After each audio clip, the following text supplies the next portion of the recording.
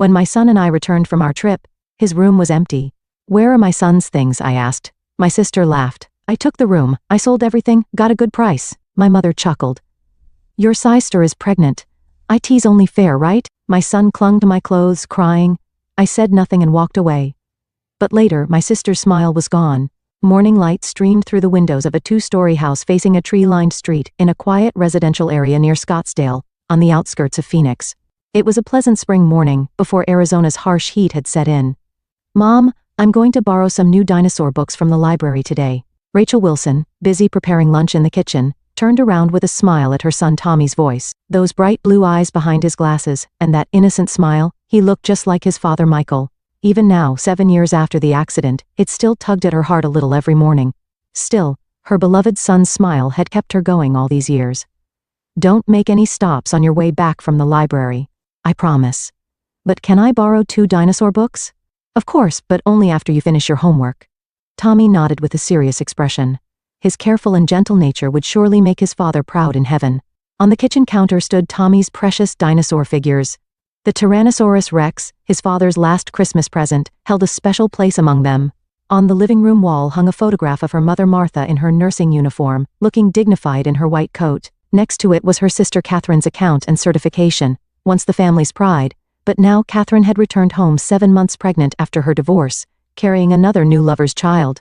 "Rachel, you're always working. We could help more with Tommy as a family," Martha said at breakfast, her mouth turned down in disapproval. Despite Rachel paying 80% of the $2,000 monthly mortgage and raising her son alone, Rachel silently sipped her tea. Since her sister's return, her mother's attitude had grown more critical. Tension always lingered at the weekend brunch table. Their mother talked about Catherine's divorce as if it were someone else's problem. That man was no good, she'd say. But Rachel knew the real reason was Catherine's spending habits. "You know, this room gets such nice light. It would make a perfect nursery," Catherine said one day, peering into Tommy's room. In her flashy makeup and designer maternity dress, she hardly looked pregnant. She surveyed Tommy's room with the air of someone inspecting a showroom, an expensive bag hanging from her shoulder. "Why don't we have a garage sale?" "This house has too much stuff," their mother suggested. Catherine's eyes lit up. "What a wonderful idea, Mom. I don't need any old things." Rachel felt uneasy, but with a major real estate contract pending, she couldn't afford to dwell on it. The luxury housing development in North Phoenix could be a career-defining deal. The contract was a success. With her long-awaited bonus in hand, Rachel planned a 3-day trip to Disneyland with Tommy. She wanted to create special memories with her son. She had been desperately trying to fill the void left by his father's absence. Make some good memories. Yes, have a nice time. Catherine and Martha's voices rang out with unusual sweetness, almost as if they were eager for them to leave the house. The night before departure, Tommy's room seemed tidier than usual, but Rachel dismissed it as her imagination. Bathed in California sunshine and pleasantly tired, Rachel and Tommy's taxi drove through the streets of Phoenix in the twilight. The dry Arizona wind rattled against the car windows, stirring up dust. The sun was still high, with the season's characteristic strong Phoenix rays continuing to shine. "I can't wait to see my dinosaur figures from Dad. I'm going to put the Stegosaurus I bought next to the T-Rex." Tommy chatted excitedly from the back seat, carefully holding the Stegosaurus figure he'd bought at Disneyland. Rachel smiled gently at the sight. These past 3 days had been filled with the joy of her son's smiles. "Yes, but only after we unpack our bags." "I know. I'll clean my room before I display it." As the taxi entered their residential area, the familiar tree-lined street came into view, but something was different. An unfamiliar station wagon was parked in front of their house, and on the porch sat what appeared to be a brand new luxury stroller. "Is that one of Aunt Catherine's friends visiting?" Rachel couldn't answer Tommy's innocent question. An inexplicable anxiety spread through her chest. When they opened the front door, the house was eerily quiet. The usual sounds were missing: no TV noise, no Catherine's chatter, no sounds of her mother moving about. It was an unnatural silence, as if someone had deliberately muted all sound. "Mom, something smells weird." Tommy wrinkled his nose. Indeed, it was different from their familiar house smell. The scent of fresh paint, mixed with the distinctive smell of baby products, wafted through the air. Rachel's anxiety grew as they climbed the stairs. The setting sun streaming into the second-floor hallway seemed to glow red like a warning. "Mom, I want to go to my room quickly. I want to see my T-Rex," Tommy urged, pulling at his mother's hand. She could feel his small hand trembling slightly. The moment Rachel's hand touched the doorknob to her son's room, she instinctively knew. Something irreversible had happened. When the door opened, they were confronted with an unfamiliar room. What was once Tommy's room had been completely transformed into a perfect nursery. The walls were painted a soft pale pink, with a state-of-the-art crib by the window. The changing table was neatly arranged with luxury baby items, and the shelves were decorated with cute stuffed animals, still bearing their price tags. Tommy's belongings had vanished without a trace. "Where's Dad's dinosaur?" Tommy's voice trembled. At that moment a voice came from behind them. "Oh, you're back early." Turning around, they saw Catherine standing there with a broad smile. She was dressed in expensive maternity wear, looking like she'd stepped out of a magazine. Behind her stood Martha, appearing somewhat uneasy. "Where are my son's things?" Rachel's voice was surprisingly calm, even to herself. "I took over the room. Sold everything, got a good price too," Catherine declared proudly, her tone suggesting she was reporting some great achievement. "Your sister is pregnant." "It's only natural, isn't it?" Martha added with a small laugh, as if it were the most obvious thing in the world. "What about the dinosaur Dad gave me? It was his last present." Tommy's voice shook. Large tears rolled down his cheeks. "Oh, that old toy? I sold it all to the second-hand shop. It wouldn't suit this lovely nursery anyway," Catherine said with a dismissive laugh. Tommy's body began to tremble, clinging to Rachel's clothes. The tremors from his small frame felt like an earthquake. "Come on, Tommy. I'll give you a new teddy bear. Isn't this one much cuter?" As Catherine reached for a new teddy bear from the shelf, Rachel's voice cut through the air like ice. "Don't touch him." With trembling hands, she took out her smartphone. "I'm calling the police. This is theft." "Oh, don't be so dramatic," Catherine laughed. "Calling the police on family. How could you do this to family?" Martha said in confusion, her voice tinged with reproach. "This ends here," Rachel declared quietly but firmly. Holding her sobbing Tommy close, Rachel slowly left the room. Behind them, she could hear Catherine and Martha's laughter, an eerie sound, as if they were enjoying someone else's misfortune. In the car, Tommy asked in a trembling voice, "Mom, what are we going to do? Dad's dinosaur?" "I promise we'll get it back," Rachel vowed, holding her son tightly. Her voice carried a determination stronger than ever before. This was no longer just a family dispute. It was the beginning of righteous retribution against an unforgivable betrayal. The fluorescent lights of the Phoenix police station illuminated Rachel's tired face. The station was quiet in the late hours, with only the occasional phone ring and keyboard clicks breaking the silence. Detective Sarah Morrison, sitting across the desk, studied Rachel with perceptive eyes. Everything in Tommy's room was disposed of. His clothes, books, toys, and the dinosaur figure that was his father's last gift. Rachel's voice trembled slightly. "We've reviewed the security camera footage," Detective Morrison said, turning her computer screen. 3 days ago, in the afternoon, a second-hand dealer's truck was parked in front of your house. The footage shows your sister and mother carrying out multiple boxes and bags.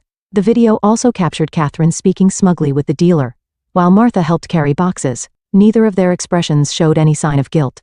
"We've also checked social media," a young officer brought new evidence. The smartphone screen displayed Catherine's Instagram account. In her posts, Tommy's belongings were labeled as unwanted items. The dinosaur figure, his father's last gift, was among them. "We've estimated the total value of the stolen items." Detective Morrison showed some documents. "Currently, it amounts to approximately $20,000. The dinosaur figure collection, in particular, included some premium pieces." Rachel nodded silently. It wasn't about the money. Her son's memories and the bond with his late father had been ruthlessly stolen. Leaving the police station, Rachel headed to a prominent law firm in Maricopa County. On the top floor of a downtown high-rise, she walked down the marble hallway with determined steps.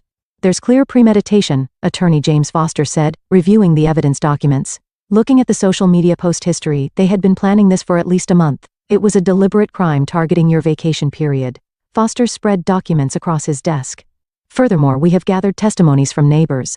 There are witnesses who heard Catherine openly declaring that she had priority because she was pregnant."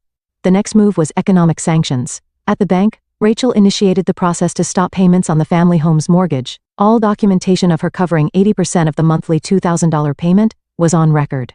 "This is a draft of the certified letter." Attorney Foster presented new documents. "It details all the evidence of how you've essentially supported the household finances for 7 years. That evening, 3 police cars pulled up in front of the family home. Neighbors watched the scene unfold from behind curtains. "How could you do this?" Martha wailed. "Calling the police. Aren't we family?"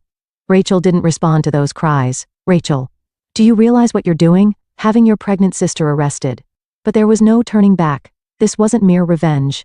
It was the pursuit of justice and the protection of her son's rights. That night, in a hotel room, Rachel gently stroked the cheek of her sleeping Tommy.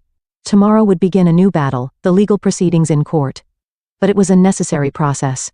I'll get back Dad's keepsake, I promise, Rachel whispered softly. Her voice carried an unwavering determination. The heavy doors of the Maricopa County Courthouse gleamed in the morning light. Phoenix's early summer sun was already strong, with cicadas chirping in front of the stone courthouse. Rachel sighed deeply as she reviewed the materials received from Attorney Foster. They were having a final meeting in a cafe near the courthouse. In the air-conditioned interior, her iced coffee cooled her perspiring forehead. "We have sufficient evidence," Foster said, his voice full of confidence. "Social media post history, security camera footage, neighbor testimonies, and most importantly, among the mountain of documents spread on the table, there was shocking evidence. Catherine's social media direct messages revealed conversations with second-hand dealers from 3 months prior. "Can you buy everything from my nephew's room? High price? I want to dispose of it quickly because we're moving." "Complete fabrication," Foster pointed out. "There were never any plans to move. It's clearly premeditated theft." Moreover, Martha's bank account movements were suspicious. After Catherine's divorce, large sums were being withdrawn monthly. Meanwhile, all records of Rachel's continued mortgage payments were submitted as evidence. "Your mother was counting on your mortgage payments to support Catherine's luxurious lifestyle." Leaving the cafe, Rachel headed to her new home. The apartment they'd moved into last week still had boxes piled up everywhere. However, Tommy's new room was already neatly organized. "Mom, I'm going to school," Tommy called out cheerfully. He seemed to be gradually adjusting to his new school. "Take care," Rachel called after him, feeling that her son's back looked a little stronger than before. On her way to the courthouse, her phone rang. It was Detective Morrison. "We've found new evidence." The detective's voice was excited. "Some of Tommy's belongings have been discovered in the second-hand dealer's warehouse, including the dinosaur figures." Rachel's heart raced. There was still hope to recover his father's last gift. Arriving at the courthouse, reporters had already gathered. The case had drawn local media attention as a controversial story about woman Sue's pregnant sister. The courtroom was filled with a solemn atmosphere. Heavy wooden furnishings, the American flag, and the judge's bench all emanated dignity. Catherine entered wearing expensive maternity wear, with a tired-looking Martha beside her. Neither of them spared Rachel a glance. Evidence photos were displayed on the screen one after another. Security camera footage, social media posts, bank transaction records, and the decisive message exchanges. The defendant had planned this before returning to the family home. The prosecutor addressed the jury. She didn't hesitate to sell even the last gift from her niece's father. Catherine's lawyer tried to emphasize pregnancy-related stress as a factor. However, this argument fell flat in the face of evidence showing premeditation. "We call Tommy Wilson to the stand," Foster announced. Seated in the small witness box, Tommy bravely began speaking in his own words. "The dinosaur that Dad gave me before he went to heaven, it was my treasure." The courtroom fell silent. "Grandma and Aunt Catherine took everything from my room, even my memories with Dad." During Tommy's testimony, Catherine maintained a defiant smile. Her attitude caused the jurors' expressions to change. Rachel and Catherine crossed paths in the hallway. "Why?" Rachel asked quietly. "Why?" "You wouldn't understand," Catherine sneered. "Always the perfect sister, playing the ideal mother. Your jealousy hurt my son's heart." "Jealousy? Don't make me laugh. I have a new life. Once this baby is born, everything will be mine," Catherine said, stroking her heavily pregnant belly. In the afternoon session, Martha took the witness stand. I just wanted to help Catherine." Watching her mother testify through tears, Rachel felt complex emotions. "But you knew you were selling your grandson's belongings?" The prosecutor's questioning left Martha speechless. Finally, Detective Morrison presented the decisive evidence. The defendant sold the stolen items to multiple second-hand dealers. The total amount comes to $23,475. As the evidence examination concluded, deliberations began. Rachel closed her eyes in prayer. Beside her sat Tommy, looking exhausted. The deliberation took 2 hours. The jury has reached a verdict. As everyone held their breath, the jury foreman stood up. "We order the defendant, Catherine Wilson, to pay damages of $30,000. Furthermore, she is prohibited from approaching the victim and her son." Rachel quietly stood up. Looking at Catherine and Martha, she slowly said, "This is the end for us." As they were leaving the courtroom, Detective Morrison caught up with them. "Mrs. Wilson, I have one more report. We can return the dinosaur figures recovered from the second-hand dealer tomorrow." Tommy's eyes lit up. Rachel hugged her son while looking out the window. The Phoenix sky was unusually clear and blue. Morning sunlight streamed through the windows of their new home. Though the view was different from Scottsdale, Rachel and Tommy had grown completely accustomed to this place over the past 6 months. "Mom, look, the dinosaur room is finished." An energetic voice rang out from upstairs. In Tommy's new room, the recovered dinosaur figures were arranged on a special shelf, The T-Rex, his father's last gift, held a place of honor. New dinosaur books were stacked on the small desk by the window, and dinosaur drawings that Tommy had made were posted on the walls. "It's a lovely room," Rachel said, gently stroking her son's head. "I'm sure Dad would be happy too." Through sessions with a child psychologist, Tommy gradually began to heal his emotional wounds. At first, he would often wake up from nightmares in the middle of the night, but now, he had made new friends and regained his former smile. "Hey Mom, I got 100% on my math test today." Tommy showed her his test paper. "The teacher said I did really well." Meanwhile, their former home stood empty. With the mortgage payments in default, it was ultimately foreclosed. Martha and Catherine were forced to move to a trailer park on the outskirts of Phoenix. One holiday, Rachel went out to lunch with her work colleagues. The conversation naturally turned to that incident. "Have you heard about Catherine?" Jennifer lowered her voice to say. "After giving birth, she developed postpartum depression and can't take care of the baby." "I heard Martha is taking care of it," another colleague added. "But it seems the newborn care is too much for someone her age." Rachel silently listened while staring into her coffee cup. According to rumors on social media, Catherine was still splurging on luxury brands. However, life in the trailer house must have been far from the new life she had imagined. "I heard they can't get any support," Jennifer continued. "Nobody in the community wants to get involved. Even the church groups are keeping their distance." Karma, her colleagues' voices carried a hint of satisfaction. That evening, Rachel was enjoying the cool evening air on the small patio in their garden. The Arizona night breeze gently caressed her cheeks. "Mom," Tommy sat down beside her. "How are Grandma and Aunt Catherine doing?" Rachel hesitated for a moment, but looking into her son's clear eyes, she decided to answer honestly. "They're going through a difficult time, but that's the result of their choices. They're not happy like us?" "Well." Rachel drew her son close. "But we have what's truly important, don't we?" "Yes," Tommy answered with a smile. "Dad's dinosaurs and Mom and..." He looked up at their new house. This home and kind friends too. Stars twinkled in the night sky. The bustle of Phoenix echoed in the distance. A year later, life continued in the trailer park for Catherine and Martha. Catherine's designer clothes gradually became worn, and her social media followers dwindled day by day. Her child, left at daycare, never truly knew a mother's love. Meanwhile, Rachel's new home had become a place for regular weekend barbecues. Neighborhood families would gather, children playing in the yard while adults chatted about work and life. "Hey Mom," Tommy asked one night before bed, "we're happy, aren't we?" "Yes, we are," Rachel answered, embracing her son. "We have what truly matters." The dinosaurs lined up on the room's shelves stood silently in the moonlight. They were more than just figures, they were memories of his father, symbols of the bond between mother and son, and monuments to the triumph of justice. The night sky visible from their new home's window was always blue and clear.